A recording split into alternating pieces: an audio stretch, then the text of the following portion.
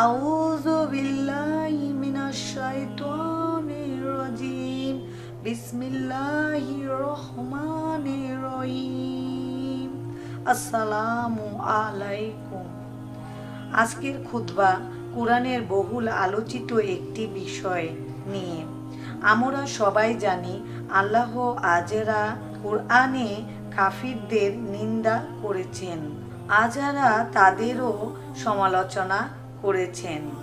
যারা মুনাফিক এবং শিরককে লিপ্ত, কিন্তু কোরআনে ব্যাপকভাবে আলোচিত আরেকটি দল সম্পর্কে আমরা তেমন কোনো কথা বলি না। তারা হলো মুশরিকিন।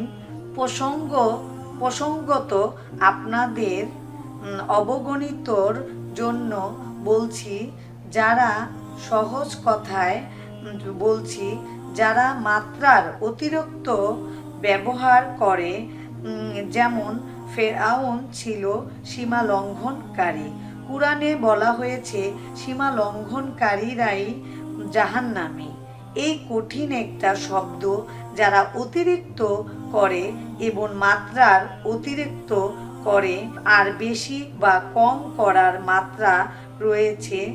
আর আল্লাহ তাআলা কুরআনে একজন নবীর উদ্ধৃতি দিয়েছেন।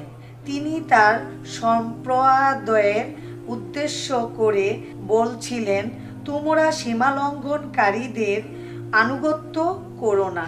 সুতরাং দেখা যাচ্ছে সীমার অতিরিক্ত করা একটা খারাপ গুণ। আল্লাহ বর্ণনা করেন আকাশ মিজান যেমন একটা ভারসাম্য বজায় রেখেছেন।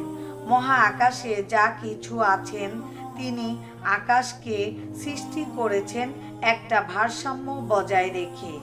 মানে চন্দ্র, সূর্য, চাঁদ, তারা সব কিছু একটি ভারসাম্য বজায় রেখেছেন।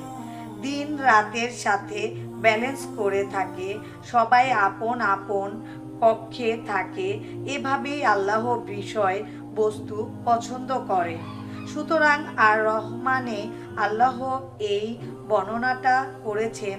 আল্লাহ বলেছেন, তোমরা ভারসাম্য করে চলো, কোনো কিছুই অতিরিক্ত ভালো নয়। মহাকাশ ভারসাম্য করে চলে, আমাদেরও ভারসাম্য করে চলা উচিত। সবার আগে চলুন। অতিরিক্ত বলতে কি বোঝায়? একটা উদাহরণ, রমজানে আমরা ইফতারের সময় যতটুকু খাবো তার চেয়ে অতিরিক্ত বেশি প্লেটে নিয়ে থাকি, কারণ আমরা ইসরাফে ভুগছি। যখন আমরা বিয়ের দাওয়াত খেতে যাই, তখন আমরা যেমন মুরগির মাংসটা আমাদের অনেক পছন্দ, আমরা অনেকগুলো প্লেটে নিয়ে নেই এবং ইচ্ছা মতো খেতে থাকি এবং পেট ভরার পরেও আমরা অতিরিক্ত খাই। এতে ফলে কি হয়, আমাদের অনেক বহু বছর পরে আমাদের এই রোগটা দেখা দিতে পারে। হার্টের সমস্যা হতে পারে, ডায়াবেটিস হতে পারে এবং বিভিন্ন ধরনের রোগ আমাদের হতে পারে। অতিরিক্ত খাওয়া, যেমন শুধু অতিরিক্ত খাওয়াও না, মানুষ কেনাকাটার ভিতরেও অতিরিক্ত খরচ করতে পারে। এটাও একটা ইসরাফে ভুগছেন। যেমন আমি একটা মার্কেটে গেলাম, মার্কেটে যে আমি একটা ব্যাগ পছন্দ হয়েছে, ব্যাগটা আমি কিনলাম, কিন্তু সাথে আরো 2টা ব্যাগ ভালো লাগছে, ওই 3টা ব্যাগই আমি কিনে নিয়ে আসলাম। এটাই আপনি ইসরাফে ভুগছেন। ইসরাফ বেশি খাবার খাওয়াটাও ইসরাফ। যেমন আমি জামা কাপড়, আপনার জামা কাপড় ওয়ার্ড্রোবে, আপনার জামা কাপড়ের অভাব নাই, পোশাকের অভাব নাই, জুতার অভাব নাই, অতিরিক্ত ড্রয়ারে আপনার কাপড় চোপড় আটতেছে না, জুতা, আপনার প্রয়োজনীয় জুতা, কাপড়, ব্যাগ, বিভিন্ন প্রয়োজনীয় জিনিস দেখা যাচ্ছে যে আপনার অতিরিক্ত। এইটাই হলো ইসরাফ। আপনি ইসরাফে ভুগছেন। আপনি একটা নিউ মার্কেটে গেলেন, যে আপনি দেখলেন কিছু চকলেট, কিছু অপ্রয়োজনীয় জিনিস আপনি কিনতে গেলেন একটা, কিন্তু কিনে নিয়ে আসলেন অতিরিক্ত 4-5টা বেশি। তার মানে এটাই হলো ইসরাফে ভুগছেন। তার জন্য প্রত্যেকটা জিনিস হিসাব করে এবং ব্যালেন্স রেখে আপনাকে চলতে হবে। আপনি যদি ব্যালেন্স রেখে চলেন, সেটাই হবে আপনি উত্তম। আর সীমালঙ্ঘনকারীকে আল্লাহ কখনোই পছন্দ করেন না। যে অতিরিক্ত কেনাকাটা করে, অতিরিক্ত খাওয়া দাওয়ায় ব্যয় করে, অতিরিক্ত সব কিছুতেই অতিরিক্ত করে।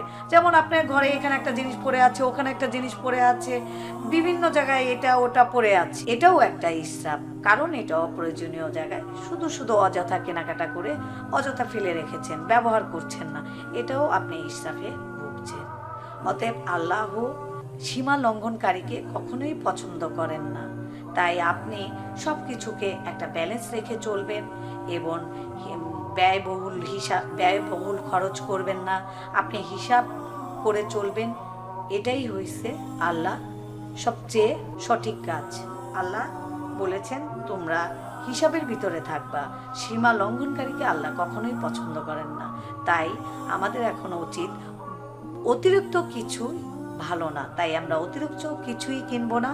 যেটা আমাদের খুবই প্রয়োজনীয় আমরা সেটাই কিনবো, এবং যতটুকু আমরা খাবার খাই আমরা ততটুকু খাবার খাবো।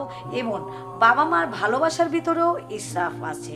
যেমন আমি একটা মেয়েকে আমার এক ছেলে এক মেয়ে, ছেলেকে আমি বেশি ভালোবাসছি, মেয়েকে আপনি কম ভালোবাসছেন। এখন আপনার মেয়ে আপনাকে বলছে আম্মু তুমি তো ভাইয়াকে বেশি ভালোবাসো, আমাকে কম ভালোবাসো, এটাও আপনি ইসরাফ। কারণ আপনার মা যদি আপনাকে কম ভালোবাসে, আপনার ভাইকে বেশি ভালোবাসে, আপনার ছেলেকে বেশি ভালোবাসেন এবং মেয়েকে কম ভালোবাসেন, এটাও হয়েছে আপনি ইসরাফে ভুগছেন। কারণ দুজনই সমান। আপনার বাবা মার সাথে ব্যালেন্স করে চলতে হবে। আপনার স্ত্রীর সাথে যেভাবে ব্যালেন্স করে চলবেন, মায়ের সাথে ব্যালেন্স করে চলবেন, আপনার সন্তানের সাথে ব্যালেন্স করে চলবেন। অতিরিক্ত ছোট থেকে বড় জনকে বেশি ভালোবাসতেছেন, ছোট ছেলের থেকে বড় ছেলেকে বেশি ভালোবাসতেছেন, এটাও আপনি ইসরাফে ভুগছেন। তাই প্রত্যেকটা ক্ষেত্রেই আমাদের ইসরাফ আছে। তাই আমাদের এখন চিন্তা করতে হবে, চিন্তা করে বুঝে আমাদের অতিরিক্ত থেকে, এবং সীমা লঙ্ঘনকারীকে আল্লাহ পছন্দ করে না। তাই আমাদের অতিরিক্ত থেকে কিভাবে বাঁচবো সেইভাবে আমাদের হিসাব করে চলতে হবে প্রত্যেকটা জিনিসের ক্ষেত্রে।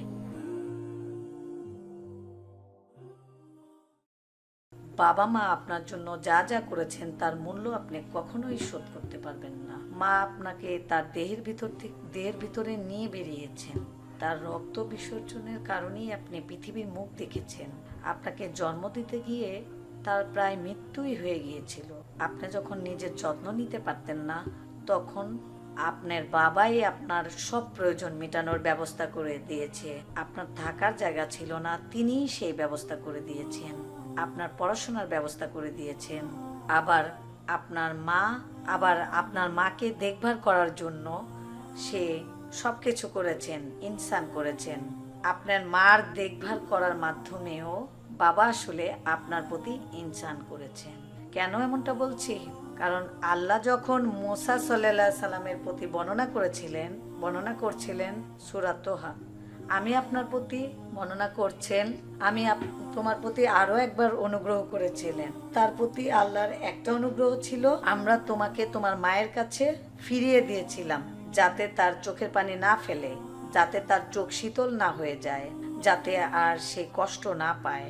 যখন আল্লাহ তার মায়ের যত্ন নিয়েছিলেন, আল্লাহ বলছেন আমি আসলে তোমাকেই অনুগ্রহ করেছিলাম।